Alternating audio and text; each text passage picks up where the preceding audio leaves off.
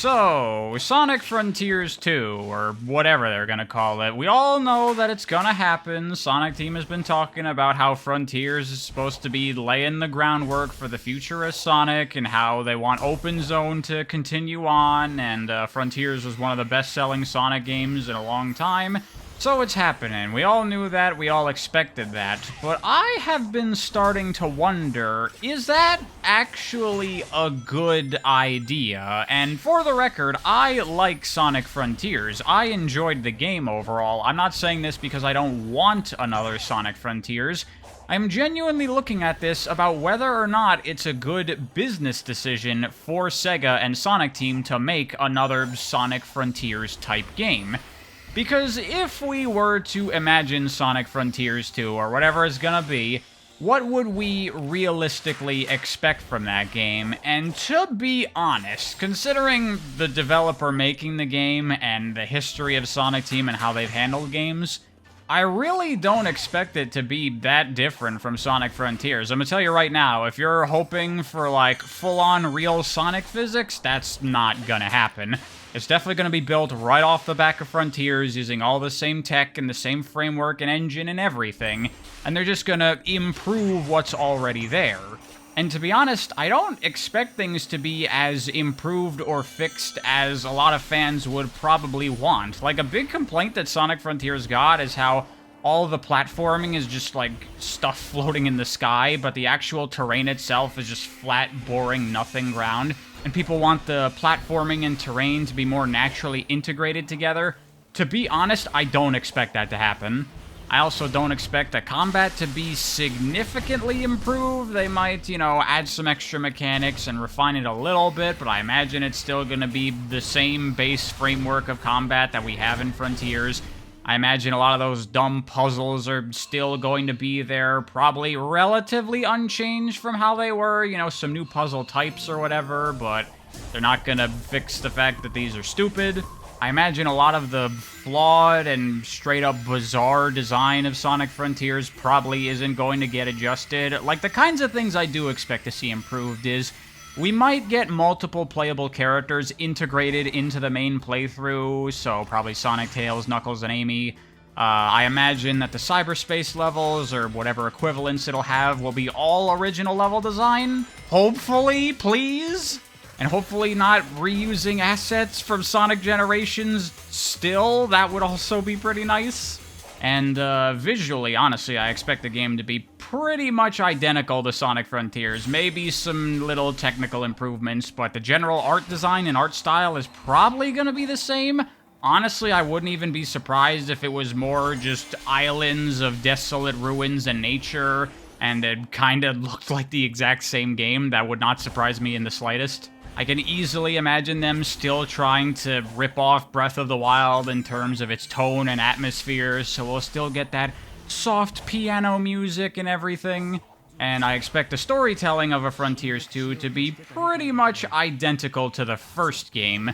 So pretty much, yeah, what I imagine as a realistic Sonic Frontiers 2 is just the same game again, but with some improvements and additions. And while Sonic Frontiers did do pretty well and got fairly positive reception, especially by Sonic standards, I don't know if people really want more Sonic Frontiers. I think part of the reason Frontiers did as well as it did is because it was something very different for Sonic, and that interested a lot of non-Sonic fans. But now those people that would be interested in this kind of game got this game with Frontiers, and some of them enjoyed it, some of them probably didn't really care much for it. So now, if you just do that again, you're not appealing to any new people, you're just appealing to the same people, Sonic fans and people that picked up Frontiers. Which means that they're going to get less sales than the previous game. If you're only appealing to the same existing audience, inevitably some of them are going to lose interest over time and not pick up the next game. Generally, in order for a sequel to outsell the previous entry in a series, it needs to really step things up. It needs to get players to look at that game and go, wow, look at that. It needs to have that spark, that magic, that new direction or new idea, something that really draws people in that was not there in the previous game.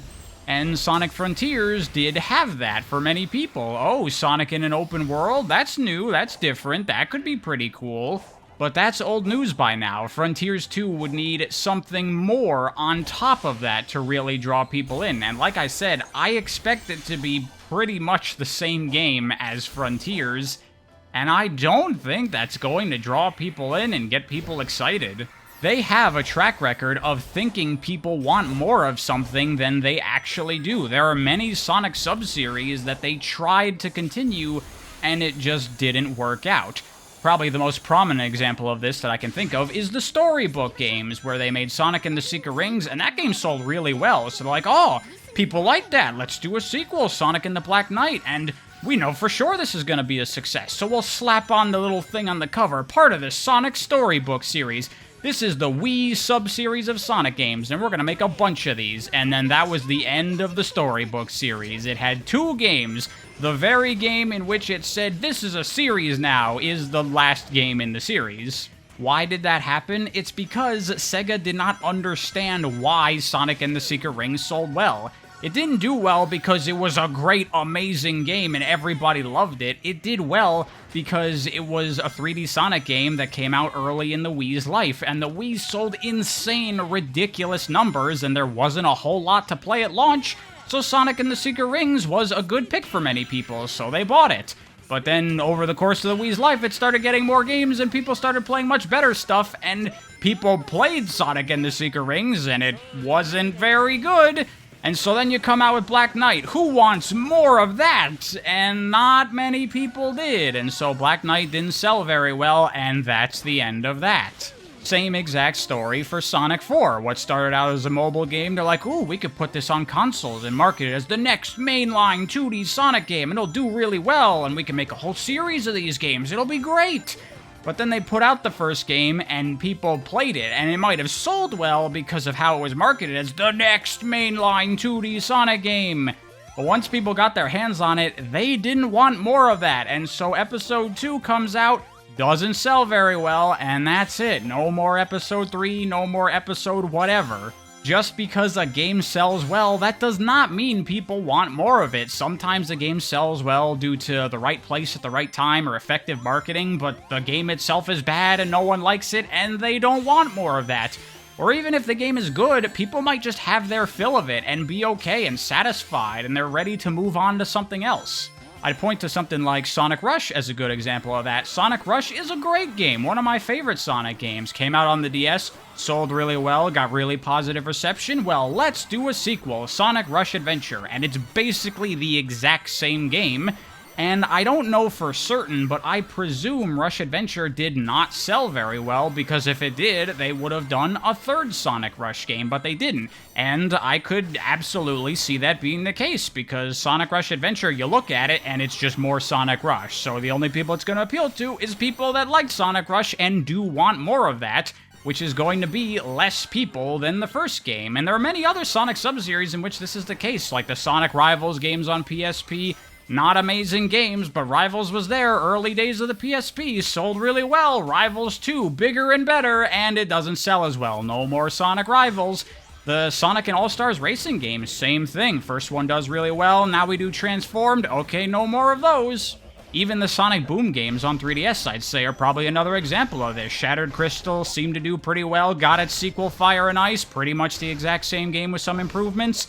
And then that's the end of Sonic Boom games on 3DS. It's happened time and time again with Sonic. They release a game and it sells quite well and they're like, let's do the sequel! And the sequel doesn't sell very well, regardless of how good the first game was or how improved the second game is.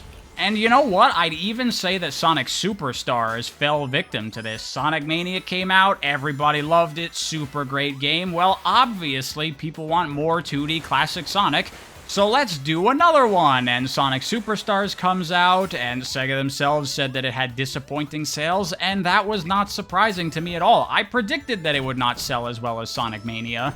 And we don't explicitly know if it sold less than Sonic Mania, but they haven't released the sales numbers for Sonic Superstars, and usually that's a sign that the game didn't sell very well. If it sold really well, then they'd be boasting about how many millions of copies the game sold.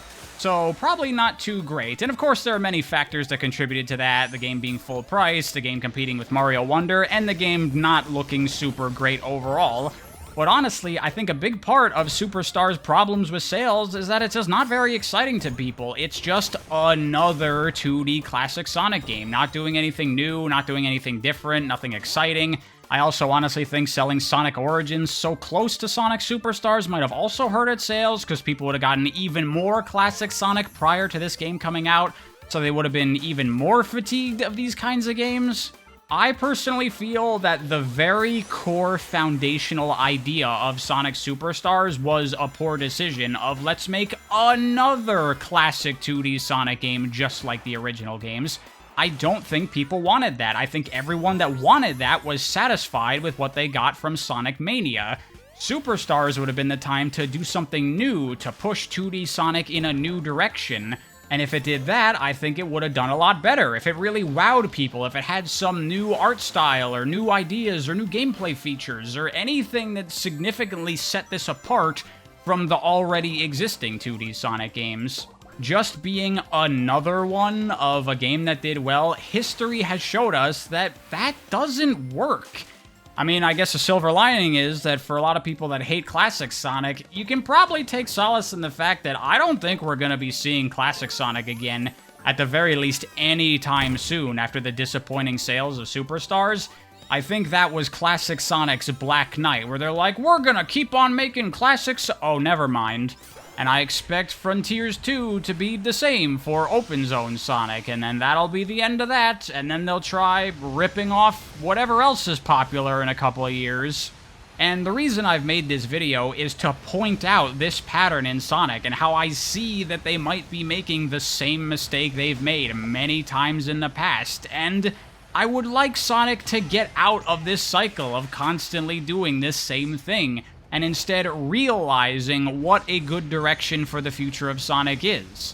Attempt to project forward a little bit and think about what do people really want, and do they really want just the same thing again? And if the answer is no, try something new preemptively before you make a game that sells poorly and people don't really care much about.